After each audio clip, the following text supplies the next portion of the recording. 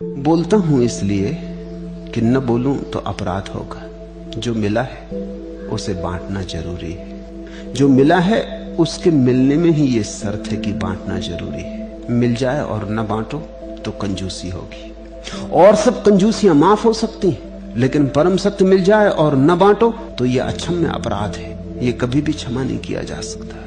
ये बिना लिखा कॉन्ट्रैक्ट है, किसी कानून की किताब में नहीं। ज्ञान हो जाने के बाद सोचा क्या कहूं, कौन समझेगा। फिर जो समझ सकते हैं वो मेरे बिना भी समझ लेंगे।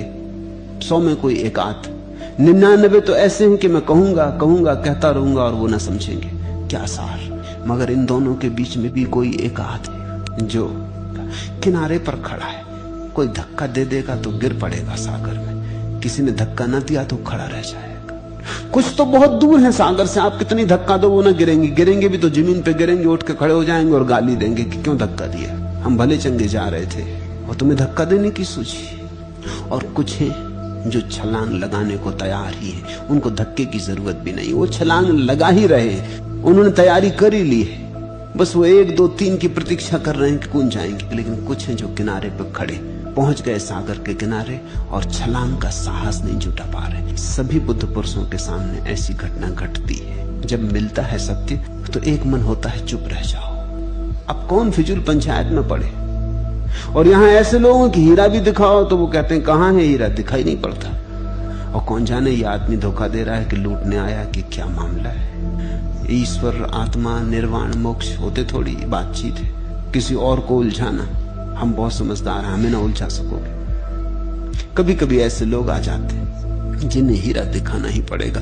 न दिखाओगे तो तुम भीतर ही भीतर खुद अपराध भाव से गड़े जाओगे। इसलिए बोलता हूं कि तुम मुक्त हो सको। बोलता हूं कि तुम बंधे हो न मालूम कितने प्रश्नों की जंजीरों से। बोलता हूं कि वे जंजीरें टूट सके, किसी उत्तर की तुम्हें झलक भी दिखाई पड़ जाए, तुम्हारी आंख जरा आकाश की तरफ उठ जाए। तुम जमीन पे गड़ाए चल रहे हो जन्मों जन्मों से, तुम भूल ही गए हो कि आकाश भी है। बोलता हूं कि तुम्हें याद आ जाए कि तुम्हारे पास पंख हैं जिनका तुमने उपयोग ही नहीं किया। तुम उड़ सकते थे और नहीं उड़े, तुम उड़ने को ही बने थे और तुम नहीं उड़े। उड़कर ही तुम्हारी नियति पूरी हो सकती थी और तुम जमीन पर घसीट रहे हो। तुम घसीटने के लिए बने नहीं हो। इसलिए बोलता हूं। मैं तुमसे जो बोल रहा हूं उसमें कुछ विज्ञान है, जो मैं बोल रहा हूं उसमें कुछ मंत्र है। इन मंत्रों को अगर तुम समझ लो तो तुम वापस वहां पहुंच जाओगे जहां से आए हो, मूल स्रोत तक पहुंच जाओ।